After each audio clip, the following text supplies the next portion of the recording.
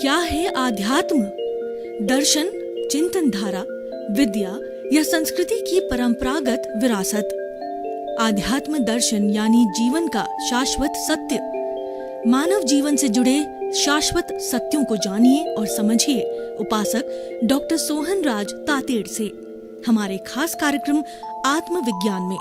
आत्मविज्ञान यानी सही दृष्टि, सही सोच। भाई और बहनों, मातृशक्ति को नमन। स्टूडियो में आपका हार्दिक स्वागत है, अभिनंदन है। आत्मविज्ञान साइंस ऑफ द सोल कार्यक्रम के अंतर्गत हम आपको सही दृष्टि, सही सोच देते हैं, यानी आपकी जितनी जितनी नकारात्मक सोच है उसको तिरोहित करके हम सकारात्मक सोच के अंदर बदल देते हैं। आपको एक दृष्टि देते हैं, आपको एक विजन देते हैं, आपको एक रास्ता बताते हैं कि इस रास्ते से आप चलते रहो। रास्ता राजपथ है, इस रास्ते से चलते चलते चलते आप मंजिल को प्राप्त हो जाए। आपको हम भटकने नहीं देते हैं। और एक बार सही दृष्टि मिल गई तो जन्म जन्मांतर के अंदर वह सही दृष्टि हमेशा काम करेगी। वह है ज्ञान की दृष्टि, सम्यक दर्शन की दृष्टि। एक बार सम्यक दर्शन मिल गया तो मुक्ति निश्चित है। और ये सारा कार्य हम अलग अलग विषय, अलग अलग उपक्रमों के माध्यम से करते हैं। तो आज का हमारा बहुत ही सुंदर विषय है कि स्थूल शरीर और सूक्ष्म शरीर। भाई और बहनों, स्थूल का अर्थ होता है ग्रॉस और सूक्ष्म का अर्थ होता है सटल, SUBTLE, शटल। और स्थूल का मतलब ग्रॉस, ग्रॉस का मतलब बहुत बड़ा, जो आंखों से दिखाई देता है और हम साक्षात 5 इंद्रियों से उसको देख सकते हैं, 5 इंद्रियों का उसका उपयोग कर सकते हैं, वह स्थूल कहलाता है। और सूक्ष्म होता है, वह दिखाई नहीं देता है, वो भीतरी जगत में रहता है, वो अदृश्य में रहता है। तो हम 2 शरीर की बात कर रहे हैं, स्थूल शरीर और सूक्ष्म शरीर। वैसे शरीर 5 तरह के कहे जाते हैं। शरीर क्या होता है? वह शरीर वह होता है, एक जो है हार्ड मांस का पिंजरा होता है, वो चमड़ी से सारा ढका हुआ होता है। और उस चमड़ी के अंदर हमारे जो है वो 10 तरह के सिस्टम होते हैं। कौन कौन से सिस्टम होते हैं? उत्सर्जन सिस्टम, ब्लड सर्कुलेशन सिस्टम, पाचन तंत्र सिस्टम और इस तरीके से सारे, जिससे पूरे शरीर का होमोस्टैटिक चलता है। और सबसे बड़ी बात, स्थूल शरीर की मानव जीवन की बात करूं तो 60 खरब कोशिकाओं से बना हुआ हमारा स्थूल शरीर है, होमोस्टैटिक कंडीशन से चलता है। होमोस्टैटिक कंडीशन क्या होती है कि इस एक एक सेल का अलग अलग काम होता है, उनको काम डिवोटेड होता है। वो सारी टीम 60 खरब कोशिकाएं वो टीम है, और वो टीम होमोस्टैटिक के कंडीशन के द्वारा इस शरीर को स्वस्थ रखना उनका साध्य है, साधन है हमारी 60 खरब कोशिकाएं। और उसका सिस्टम क्या है? देखिए, मैं सिस्टम बताना चाहता हूं कि आपके घुटने के अंदर दर्द हो रहा है और असहनीय दर्द है, तो आपने पेन किलर लिया, वो पेन किलर को मुंह में डाला और पानी के जरिए उसको पेट में डाल दिया। तो पेट के अंदर छोटी आंतों के माध्यम से, जहाँ हमारा आगे कैपिलरी सिस्टम से जो मौसमी का जूस की तरह हमारा भोजन पर्स करके बिल्कुल रिफाइंड जाता है और यकृत में जाके ब्लड बनता है, तो वो इसके साथ जाकर के और पेन किलर जो है वह ब्लड के अंदर घूमती रहती है। अब देखिए, वो पूरे शरीर में ब्लड है हमारा 1 लाख किलोमीटर 24 घंटे में घूमता है। तो उसके साथ के अंदर वह इन जो हर कोशिका का एक मुंह होता है, जिसको हम रिसेप्टर कहते हैं, उसको जिस चीज की आवश्यकता है, न्यूट्रिशन चाहिए, मुंह खोल देती है। और हमारे भोजन से जो है, भोजन, पानी, अग्नि और शुद्ध वायु के द्वारा जितना जितना हमारी प्राण ऊर्जा होती है वो हरेक को चाहिए। और स्पेशली उसके अंदर कोई अस्वस्थता आ जाती है, अब देखिए तब वो मुंह खोलती है, वरना मुंह बंद रहता है। अब देखिए, पेन तो है घुटने में और शरीर में कहीं पेन नहीं, तो वहाँ के रिसेप्टर्स, वहाँ की कोशिकाएं नहीं खुलेगी। और जब ये घुटने के पास के अंदर वो पेन किलर पहुँचता है, गोली पहुँचती है लिक्विड फॉर्म में, तो क्योंकि लिक्विड बन गई तो क्या करती है कि घुटने के आसपास की जहाँ पेन है उस जगह की सभी कोशिकाएं, क्योंकि पूरा शरीर कोशिकाओं से बना हुआ है, ऐसा कहा जाता है there is a cell, there is a life, without the cell there is no life.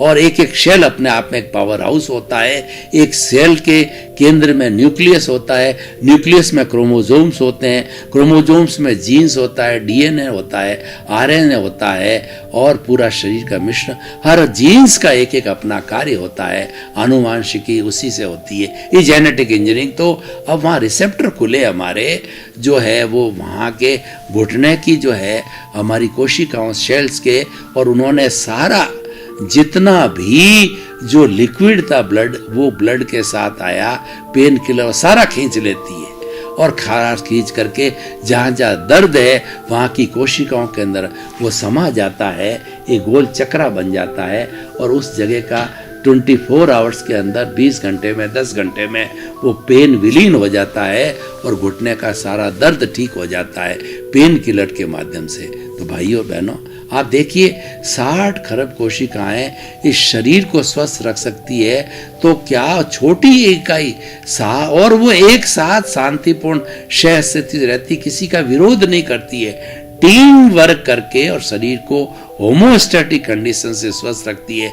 तो मैं प्रश्न करना चाहता हूँ कि क्या 210 देशों का ये जो विश्व और लोक और कॉस्मॉस बना हुआ है सृष्टि, उसमें 7 अरब की जनसंख्या क्या शांतिपूर्ण शह स्थिति से साथ रह करके वसुधैव कुटुंबकम भाईचारा से भाई भाई के रूप में जैसे हम परिवार में रहते हैं, भाई बहन के रूप में, तो क्या ये एक साथ नहीं रह सकते? ये प्रश्न चिन्ह है हमारे, ये मानव जाति पर प्रश्न चिन्ह है। और मानव जाति को जो हमारा 60 खरब कोशिकाओं का होमोस्टैटिक जो सिस्टम है उससे शिक्षा लेनी चाहिए। तो मैं बात कर रहा था स्थूल शरीर की, इतना बड़ा स्थूल शरीर, तो अभी तो मैंने कुछ नहीं बताया। इसके अंदर देखिए अवचेतन मन रहता है, और इसके अंदर हमारा अचेतन मन रहता है, और हमारा चेतन मन तो इस स्थूल शरीर के ऊपर काम कर रहा है। सूक्ष्म शरीर के अंदर स्थूल जो है हमारा सूक्ष्म के अंदर अवचेतन मन और अचेतन मन रहता है, और हमारी जो है लेशाएं होती है और अध्यवसाय होता है, और कृष्ण नील कापो तेजो पद्म शुक्ल जो कलर्ड लेशाएं होती है वही भाव परिवर्तन करती है। और आत्मा के साथ में कर्म शरीर है, लिंग शरीर है, कॉजल बॉडी है, वो जन्म जन्मांतर से वेल्डिंग के अज्ञान रूपी वेल्डिंग से इसके साथ जुड़ा हुआ है, फेविकॉल की तरह जुड़ा हुआ है। तो भाई और बहनों, ये स्थूल शरीर आप देख रहे हो। अब सूक्ष्म शरीर की मैं बात करता हूं, और शरीर वैसे 5 तरीके के होते हैं। पहला औदारिक शरीर, जो हमारा हार्ड मांस का जो ये पुतला, ये औदारिक शरीर है, ये पंचेंद्रिय प्राणियों के जो पशु पक्षी और मनुष्य के लिए, और जितना भी जो है वो जो है हमारा एकेंद्रिय शरीर होता है, वो पृथ्वी काय, अप काय, तेजस काय, वायु काय, वनस्पति काय और तृष काय, ये सब का जो है ये औदारिक शरीर होता है। दूसरा होता है वैक्रिय शरीर। वैक्रिय शरीर नारकी और देवों के होता है। वैक्रिय शरीर मोम की तरह होता है, और ये किस तरीके से जन्म लेते हैं कि देखिए, किसी को देव योनि में 26 तरह के देवलोक में जैसी जैसी उसकी गति, जैसा जैसा उसका आयुष्य होता है, जैसे जैसे कर्म होता है, वहाँ पर शिलाएं, वहाँ पर जो है वो है हमारी, वो कहना चाहिए ये बिस्तर बिछे हुए होते हैं, वो जो है उस बिस्तरों के ऊपर जाकर के और वो गिरता है वो जीव, और गिर करके वो सीधा ही युवक बन जाता है 18 साल को गिरते ही। और वो मोम का बना हुआ होता है शरीर है, वो किसी हमारे हार्ड मांस की तरह वो जो है वो नर मादा से पैदा नहीं होता है, वो तो सैयाओं के ऊपर गिरते ही जो है 18 साल का ये समूर्छिम जो है हमारा जन्म कहलाता है। समूर्छम में माँ बाप के जो है वो वीर्य की और उनके आपस में इंटरकोर्स की आवश्यकता नहीं होती है। ठीक इसी तरह नारकी के जीव में होता, आपने सुराही देखी होगी, सुराही का मुंह वो छोटा होता है और उसका पेट बहुत मोटा होता है, इस सुराही के जो ऊपर का मुंह होता है छोटा, उसके अंदर भाले लगे हुए होते हैं और वो तेज तीखे भालों के बीच के अंदर से वो जीव जा करके अत्यंत वेदना करके और 7 नारकी के अंदर वो जन्म वो ठीक इसी तरह से लेता है कि वहाँ पर जो है भी जो है सैयाएँ होती है उसके ऊपर कूदता है और वो मोम के तरीका का 18-20 साल का युवक के रूप में जन्म लेता है। ये भी जो हमारा समूर्छन जन्म है, जन्म जो कहलाता है, जो मनुष्य वगैरह का जो जन्म होता है, ये गर्भज, अंडज, पोतज, समूर्छम, ये 4 तरह के जो है वह जीवों की उत्पत्ति होती है। बहुत गहन विषय है, उसमें मैं नहीं जाना चाहता हूँ। मेरा विषय है स्थूल शरीर और सूक्ष्म शरीर। तो ये औदारिक, वैक्रिय और तीसरा आहारक शरीर होता है। जो ज्ञानी पुरुष होते हैं, साधु संत होते हैं, और साधु को झूठ नहीं बोलना होता है, तो अपने गुरु से जो है अपने कोई बात उसको ज्ञान नहीं है उसका निवारण करके ये आहारक शरीर जो है बना करके अदृश्य छोड़ता है और वो 1000 की स्पीड से, एरोप्लेन की स्पीड से भी तेज चल के पलक झपता है, जितने में गुरु से जो है वो जवाब ला करके, और पलक झपते ही जो किसी प्रश्नकर्ता ने प्रश्न किया हुआ है और उसको शिष्य को नहीं आ रहा है तो गुरु ने सही स्वभाव वापस आहारक शरीर आ जाता, झूठ नहीं बोलना होता है तो उसको सही सही जवाब दे देता है। तो आहारिक शरीर देखिए, औदारिक, वैक्रिय और आहारक, और चौथा तेजस शरीर। यहाँ से सूक्ष्मता चालू होती है और तेजस शरीर हमारे भीतर है, और कार्मण शरीर 5वां, चौथा तेजस शरीर और कार्मण शरीर है, ये भीतर है, ये सूक्ष्म शरीर है। इन 2 की बात करूंगा। और ये और जो औदारिक, वैक्रिय और आहारक तो सिर्फ ज्ञानी पुरुष ही छोड़ सकते हैं, वो तो अदृश्य, वो तो बिल्कुल अपवाद चीज है, वो तो उसको अलग कर दीजिए। तो स्थूल शरीर में जो हमारा ये जो आता है वो औदारिक और वैक्रिय शरीर हमको दिखाई नहीं देता, नारकी और जो देवत का, ये हमारा औदारिक शरीर हमको दिखाई देता है।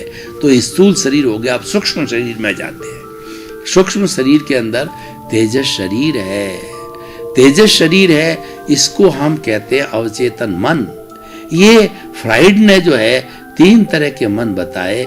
चेतन मन, कॉन्शियस माइंड, ये कॉन्शियस माइंड हमारे स्थूल शरीर के ऊपर काम करता है, जिसको मन कहते हैं। पहले 5 इंद्रियों के विषय होते हैं, मन के पास आते हैं। कौन सा मन? कॉन्शियस माइंड के पास में ये मन इनको लेता है और फिर बुद्धि को देता है। और ये जो हमारा मन है, जो हमारा जो स्थूल शरीर के साथ काम करने वाला मन, चेतन मन है, ये जो है भूतकाल की कल्पना करता है, वर्तमान काल का चिंतन करता है और भूतकाल की स्मृति करता है, भविष्य काल की कल्पना करता है, वर्तमान का चिंतन, ये काम सब बुद्धि को देता है। बुद्धि जज का काम करती है। सुबुद्धि, कुबुद्धि, अगर सुबुद्धि होती तो अच्छा निर्णय लेती है, कुबुद्धि होती है तो राग द्वेष मुक्त होती है, सुबुद्धि होती है राग द्वेष रहित होती है, तो वो निष्पक्ष निर्णय लेती है। और बुद्धि के बाद के अंदर हमारा चित्त है, वो चेतना की शक्ति को चित्त कहते हैं। वहां तक सारी चीज बुद्धि के माध्यम से पहुंचती है और वह पहुंच करके वो भीतर जाती है। अब मैं भीतर की बात करता हूं कि भीतर से बाहर कैसे आता है, वो सारा मैं आपको सूक्ष्म शरीर का पूरा जो इतिहास बताता हूं, सूक्ष्म शरीर का विवरण बताता हूं। हम गंगोत्री तक चले, जो शिवजी की जटा में से गंगा निकली है, और हरिद्वार के अंदर जो है वो भगीरथ मुनि ने बहुत तेज तपस्या करी, और वो शिव भक्त था। और भागीरथ मुनि ने जो तपस्या करके शिवजी से वरदान मांगा कि आपकी जटा के अंदर, आपकी गंगोत्री के अंदर जो अपने गंगा है, वो गंगोत्री है, उसको इस धरा पर बहाइए। हरिद्वार से जो है इसको बहाइए, पूरे भारतवर्ष में घूम करके पापियों का उद्धार करती करती ये गंगा है अरब सागर, बंगाल की खाड़ी, और तीसरा जो है हमारा हिंद महासागर में जाके तीनों तरफ से पूरे हिंदुस्तान में पापियों का उद्धार करके, और निश्चित है नदी होगी वो तो समुद्र में विलीन होगी, और तभी उसका अंत भी वही है, मंजिल भी वही है। और वास्तव में शिवजी ने जो है वो गंगा को बहाया। तो हमारी जो गंगोत्री है ये कार्बन शरीर है, ये जो है जन्म जन्मांतर का राग द्वेष का चिट्ठा है, ये मूल 8 कर्मों का द्रव्य कर्म का चिट्ठा है, और पूर्व जन्म के भाव थे, इस जन्म के द्रव्य कर्म बन गए। ये 148 प्रकृतियों का जो है ये कॉजल बॉडी है। कॉजेज जो पूर्व जन्म में भाव डाले थे वो कॉजल बॉडी है, यहाँ कर्म शरीर के रूप में आया। लिंग शरीर बोलता है इसको सांख्य भाषा, सभी इसके पर्यायवाची है। तो ये हमारी गंगोत्री है, और इसमें उदय भाव हर क्षण चलता रहता है, एवरी टाइम, ऐसा कोई समय नहीं रहता है। और हम गीता की भाषा में बात करें तो प्रारब्ध खुलता रहता है हर वक्त के अंदर। वो खुलता है हमारे कार्बन शरीर का जब समय आता है तो उदय भाव खुलता है। तो उदय भाव ये हमारी आत्मा के जितने भी असंख्य परमाणु, चेतनामय परमाणुओं के पिंड को आत्मा कहते हैं। एक एक चेतनामय परमाणु के ऊपर असंख्य असंख्य कर्म के जो है वो कर्म जुड़े हुए हैं, जिसको कालाणु कहते हैं। और ये पूरा जो लिंग शरीर है ये दोनों सेपरेट है। आत्मा के प्रदेश, आत्मा तो अशरीरी है, लेकिन इसको शरीरी किसने बनाया? इसके ऊपर ही जो पुद्गल जो द्रव्य आने से ये संयुक्त हो गए, तो ये शरीरी भीतर बन गई, और ये कर्म के परमाणु उसके ऊपर जो उपस्थित है। तो ये वहां से उदय आया कर्म। उदय कर्म आते ही जो हमारा ये जो मन, हमारा जो आत्मा और शरीर साथ जुड़े हुए हैं अज्ञान रूपी वेल्डिंग से, उससे बाहर निकला। तो उससे बाहर निकलते अध्यवसाय बना। उस एक ओरा टाइप जो घोड़ा होता है, उस अध्यवसाय के अंदर जैसा पुण्य और पाप का, कर्म का उदय आया, 2 ही होते हैं, पुण्य और पाप, और आगे जाकर के वो शुभ और अशुभ लेशिया के रूप के अंदर बदलते हैं। यहाँ कलर लेस होता है ये भाव। तो अब ये भाव जो है अध्यवसाय को पार करके और हमारे तेजस शरीर के अकाउंट में आ गया। हमारा जो भीतर का डिसाइडिंग शरीर है, बहुत इंपॉर्टेंट शरीर है, सबसे ज्यादा इंपॉर्टेंट शरीर है, वो तेजस शरीर है, और वो अवचेतन मन साथ में आता है। और यहाँ से जैसा जैसा ये भाव निकला कलरलेस के अंदर, तो वो जाकर के और हमारा जो तेजस शरीर है और जो हमारा अवचेतन मन है उसको टच किया। टच करते ही अब 2 तरह के भाव होते हैं, पुण्य के पाप के, प्रशस्त अप्रशस्त। तो मैं पहले अच्छे भावों की बात करता हूँ कि आपका शुभ भाव आया है, तो शुभ भाव आते ही तेजो पद्म शुक्ल लेशिया के रूप में वो जाकर के हमारे तेजस शरीर में कन्वर्ट होते हैं। ये वाइब्रेशंस के रूप में था। अब देखिए ये वाइब्रेशंस जो है जब हमारे तेजस शरीर के अंदर आती है तो तेजो पद्म शुक्ल लेशिया, तेजो लेशिया होती है, वो जब सूर्य उदयता अरुणिमा कलर की होती है, अरुणिमा पिंक कलर का होता है। तो ये हमें क्या करती है कि तेजो लेशिया जो है हमें आनंद की अनुभूति कराती है, और ये पिंक कलर की होती है। और हमारे भीतर जब ये भाव आते हैं आनंद के, प्रसन्नता के भाव के अंदर, तो तेजो लेशिया बनती है। और उसके बाद में शांति के भाव आते हैं तो जो है पद्मलेशिया बनती होती। पद्मलेशिया होती है ये चमकता हुआ हल्दी का कलर। ये तीनों प्रशस्त लेशियाएं चमकते हुए रंगों की होती है। तो हमारी पद्मलेशिया चमकता हुआ पीला रंग होता है। ये हमें अभूतपूर्व शांति, मेंटल पीस देती है, शांति देती है। और पहली वाली आनंद देती है, वो सुख देती है। और तीसरी होती है हमारी प्योरिटी की, वाइट कलर की, जो मेरी ये कलर है वाइट कलर की बिल्कुल होती है, वो चमकता हुआ वाइट कलर की होती है। तो वो हमें क्या होती है, प्योरिटी देती है, शुद्धता देती है, मुक्ति की ओर ले जाती है। और ये वाइट कलर की लेशियाएं तो बहुत पहुंचे हुए साधक होते हैं, कुछ ही भावों में मुक्ति जाने वाले होते हैं। उनकी जिनकी आत्मा प्योर हो जाती है उनके ही वो पैदा होती है। सामान्य जो व्यक्ति सामान्य साधक होता है उसके तेजो और पद्म लेशिया होती है। उच्च साधक के शुक्ल लेशिया होती है। शुक्ल लेशिया रहती हर एक के समझना चाहिए कि वो जल्दी मुक्ति जाने वाला है, क्योंकि वो प्योरिटी की होती है। और प्योरिटी धीरे धीरे बढ़ करके और हमें केवल ज्ञान देती है। प्योरिटी की उच्चतम अवस्था केवल दर्शन और केवल ज्ञान की है। तो भाई और बहनों, ये जो लेशाएं प्रशस्त आई, तो अब क्या है कि इसमें तेजस शरीर जो कि दुनिया की सबसे बड़ी फैक्ट्री है और सारा काम तेजस शरीर से होता है। जितने जो ये जादू टोना करने वाले, मैस मैरिज्म करने वाले होते हैं, वो इस तेजस शरीर का मतलब अपना जो ये प्राण वायु है उसको तेजस शरीर के माध्यम से कंट्रोल कर लेते हैं और 30 टन 60 टन का ट्रक भी छाती से के ऊपर से अपने जो प्राणों को रोक करके अपने श्वास को रोक के चला देते हैं। लेकिन सारा फंक्शन होता है तेजस शरीर का। और जितने बड़े बड़े जो है हमको जादू दिखाते हैं तेजस शरीर, और जितने बड़े डाकू होते हैं वो सन्यासी बनते हैं, उसका रूपांतरण होता है वो तेजस शरीर के माध्यम से। तेजस शरीर और हमारा अवचेतन मन एक ही चीज है, सब कॉन्शियस माइंड। आपको एक उदाहरण देना चाहता हूँ कि तुलसीदास जी बहुत बड़े डाकू थे और तारा नाम की उसकी पत्नी थी, वो मायके गई हुई थी और वो तो उसके प्रति बहुत लुब्ध थे, तारा के प्रति, डाकू होकर के भी। तो वो क्या है कि उसको याद आई तारा की, वो मायके गई हुई थी, तो तेज बारिश हो रही, नदी उफान हो रही है, लेकिन उसके मन में तो एक ही लगन थी कि तारा से मिलना है, तारा से जो है वार्तालाप करना है।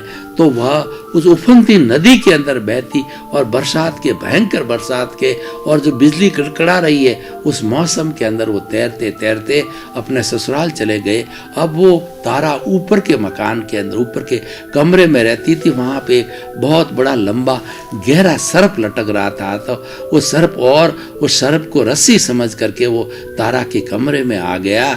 तो तारा ने सारी हालत देखी उसकी, इतनी तेज बारिश और तुम भीतर आए कैसे, कि मैं तो उस रस्सी को लटकी, वो रस्सी है ही नहीं कोई। तो उस तारा ने देखा कि वो तो बहुत बड़ा सर्प था। तो उन्होंने कहा कितनी बड़ी रिस्क लेकर के तुम मेरे पास में आए, तुम्हारा कुछ बिगड़ जाता। कमरे में एकांत में दोनों की बात आई। उसने कहा, तारा ने बड़ी मार्के की बात कही कि जितनी तुम्हारे जो लुब्धता मेरे में है, इतनी भक्ति अगर ईश्वर के प्रति, राम के प्रति हो जावे तो तुम्हारा कल्याण हो जावे, तुम्हारा उद्धार हो जावे। देखिए, ये दोनों का तेजस शरीर काम कर रहा था। अवचेतन मन से उसने बात उसके कल्याण के लिए, तुलसीदास जी डाकू के कल्याण के लिए कही, और उधर उसका अवचेतन मन भी जागृत हो गया और वो भीतर रूपांतरण बना।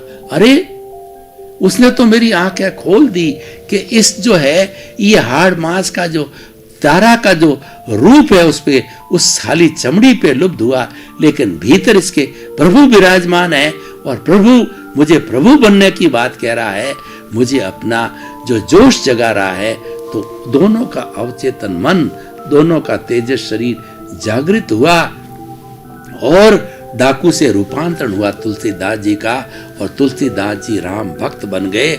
उन्होंने रामचरित्र मानस मिला और नदी के तट पे जो उन्होंने सारा अपने अवधि ज्ञान से, अपने प्रज्ञा चक्षु से और अपने जो है वो भीतर के चक्षु से, तीसरे नेत्र से जो सारी जो है वो रामायण एज इट इज, जो जैसे रामायण चली थी अवधि ज्ञान से लिखी, और रामचरित्र मानस आज हम पढ़ते हैं। तो वो समय एक्चुअल घटित हुई, वो समय अलग था, लिखने का समय अलग था, अलग जगह बैठ के दी। उसका भीतर का जो अवचेतन मन और भीतर के जो है सब कॉन्शियस माइंड और तेजस शरीर का ये असर था उसे। तो मैंने उदाहरण दिया कि डाकू भी बदल करके ब्रह्म ज्ञानी बन गए और उन्होंने अवधि ज्ञान को प्राप्त किया और उन्होंने पूरी रामचरित्र मानस दी।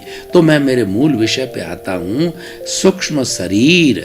मैंने सूक्ष्म शरीर जो आपको बात कही कार्बन शरीर की, वो अति सूक्ष्म है और ये चतुष्पर्शी जन्म जन्मांतर के कर्म इसके साथ में जो अभी ये सारे जो है हमारे जो है वो भाव कर्म से द्रव्य कर्म बने हुए हैं वो, और खुल करके तेजस शरीर से जुड़ी हुई हमारी एंडोक्राइन ग्लैंड्स होती है सिस्टम के अंदर।